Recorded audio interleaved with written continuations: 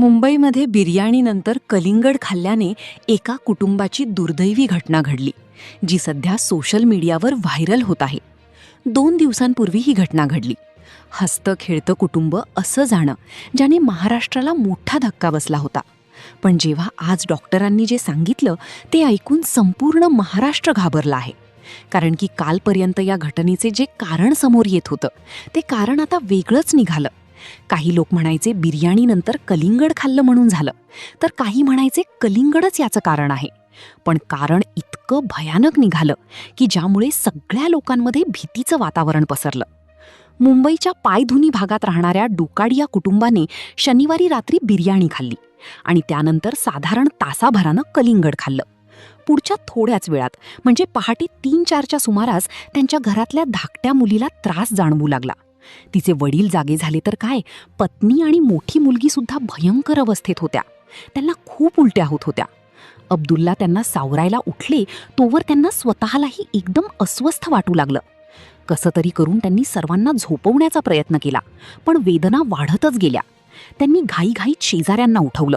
शेजाऱ्यांनी वरच्या मजल्यावर राहणाऱ्या डॉक्टर साहेबांना बोलावून घेतलं.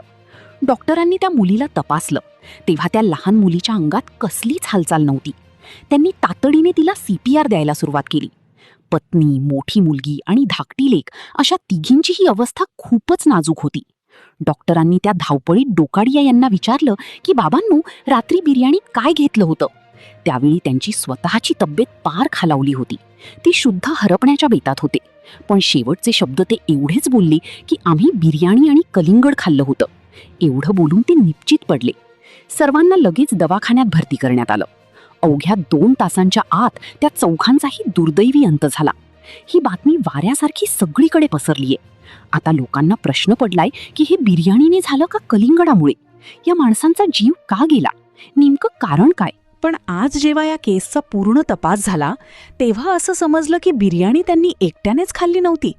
त्यांच्यासोबत त्यांचे भाऊ आणि भाऊजई सुद्धा तिथे आले होते. भाऊ, वहिनी आणि त्यांची मुलं अशा एकूण 9 जणांनी मिळून ती बिर्याणी संपवली होती. डोकाडिया यांनीच त्यांना आवर्जून बिर्याणीच्या बेतासाठी घरी बोलावलं होतं. त्यांनी बिर्याणी खाल्ली आणि भावाचं कुटुंब निघून गेलं. त्यानंतर हा सगळा प्रकार घडला. डॉक्टरांनी जेव्हा कलिंगड आणि बिर्याणीचे नमुने त्या खरकट्या ताटांमधून घेऊन लॅबला पाठवले तेव्हा त्या रिपोर्टमधून जे काही समोर आलं त्याने पूर्ण देश हादरला. जे लोक कलिंगड खातात त्यांच्यासाठी ही धोक्याची सूचना आहे.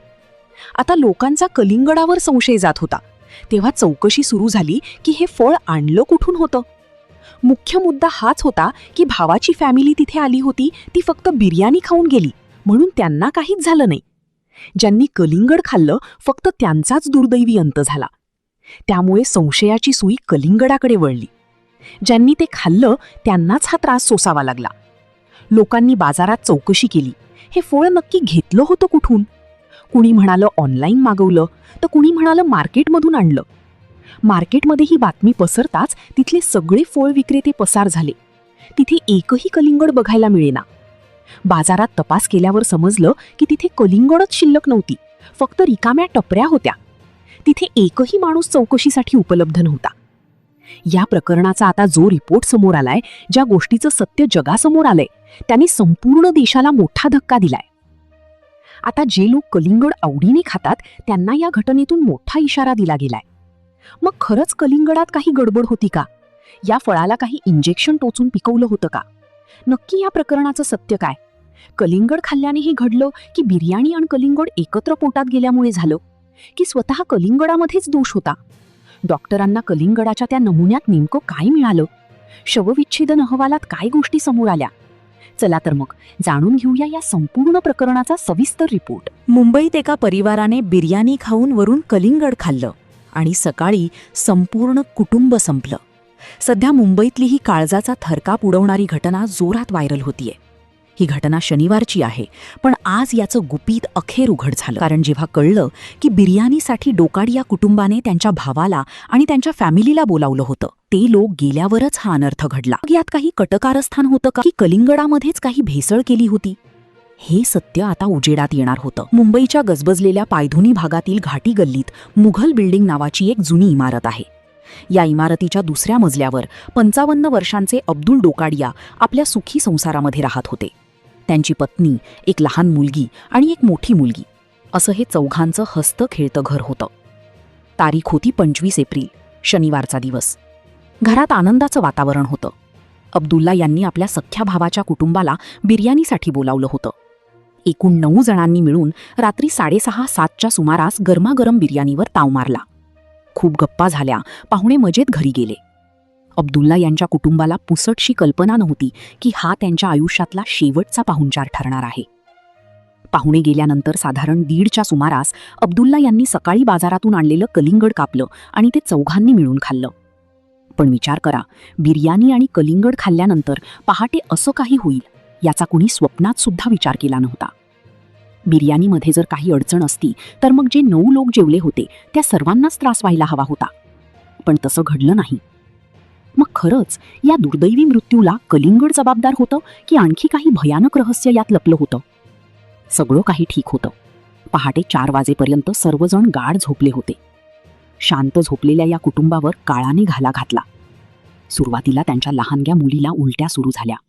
तिची तब्येत बिघडलीये असं बघून अब्दुल्ला उठले आणि तिला सावरायला गेले, पण त्यांच्या शरीराने साथ देणं सोडलं होतं. थोड्याच वेळात पत्नी आणि मोठी मुलगी यांची सुद्धा शुद्ध हरपू लागली. संपूर्ण घराला एका दुर्दैवी घटनेने विळखा घातला होता. सकाळी 10 वाजता जेव्हा डॉक्टर जहीद कुरेशी तिथे पोहोचले तेव्हा तेथील दृश्य थरकाप उडवणारं होतं.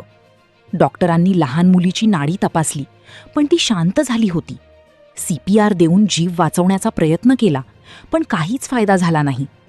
साबू सिद्दीकी हॉस्पिटलमध्ये त्या लहान मुलीचा जीव वाचवण्याचे शेवटचे प्रयत्न झाले. तिला तातडीने तिथे नेण्यात आलं. पाठोपाठ JJ हॉस्पिटलमध्ये उपचार चालू असताना पत्नी आणि दोन्ही मुलींनी जगाचा निरोप घेतला. व्हेंटिलेटरवर असलेल्या अब्दुल्ला यांचीही मृत्यूशी झुंज अपयशी ठरली. एकाच वेळी घरातील 4 माणसांचा अंत होणं ही काही साधी गोष्ट नव्हती. आता मोठा प्रश्न हाच आहे की या भयानक मृत्यूंमागे खरोखरच काही काळबेरं होतं का? विचार करा, त्यांचे भाऊ आणि संपूर्ण कुटुंब गेल्यावरच हे सगळं घडलं. त्या रात्री बिर्याणीवर ताव मारल्यानंतर त्यांनी लगेच कलिंगड खाल्लं आणि तिथेच घात झाला. संशयाची सुई आता सगळ्यांवर फिरतीये. ही बातमी वाऱ्यासारखी पसरताच नळबाजार भागात अक्षरशः थरकाप उडालाय. लोकांनी भीतीपोटी कलिंगड विकत घेणं पूर्ण बंद केलंय. तपास सुरू झाला की ते फळ नक्की आलं कुठून. पण धक्कादायक बाब म्हणजे तिथली दुकानं रातोरात गायब झाली.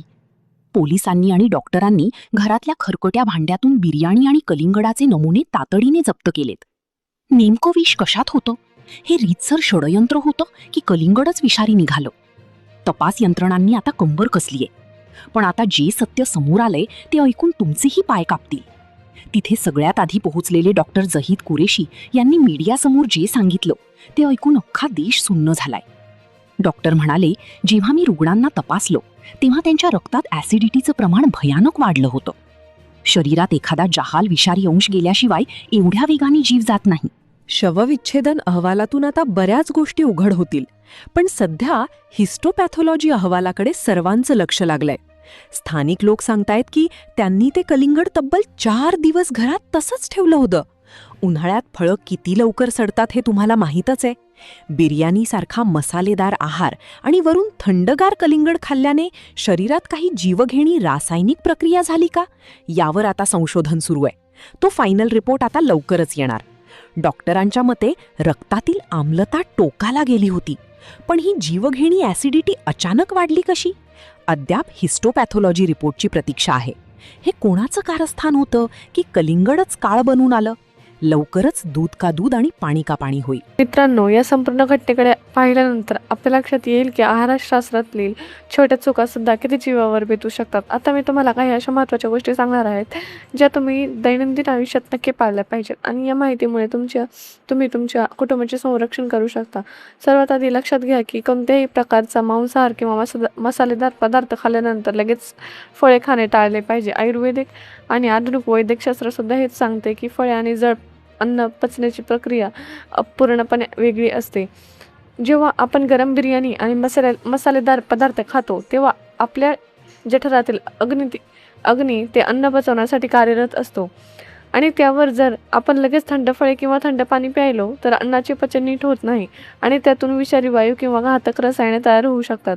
दुसरी महत्त्वाची गोष्ट म्हणजे उन्हाळ्याच्या दिवसात कलिंगड किंवा इतर कोणतीही फळे कापून जास्त वेळ उघड्यावर ठेवू नका. अनेकदा आपण बाजारातून फळे आणतो आणि ती फ्रीजमध्ये तशीच किंवा बाहेर ठेवतो.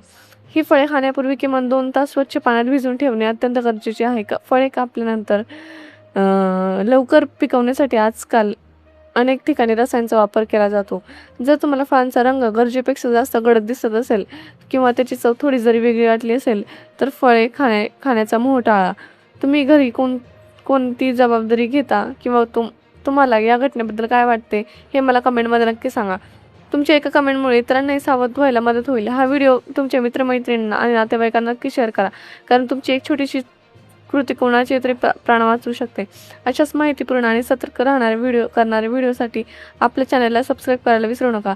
लक्षात ठेवा, सतर्क राहणे हा सुरक्षिततेचा पहिला नियम आहे. तुम्ही आज रात्रीच्या जेवणात काय घेणार आहात आणि किंवा जेवणानंतर फळे खाण्याची सवय तुमची कशी आहे हे खाली कमेंटमध्ये बॉक्समध्ये नक्की कळवा, जेणेकरून आपण या विषयावर अधिक चर्चा करू शकतो. सुरक्षित राहणे, आपल्या कुटुंबाची काळजी घ्या. भेटू पुढच्या महत्त्वाच्या व्हिडिओमध्ये. धन्यवाद.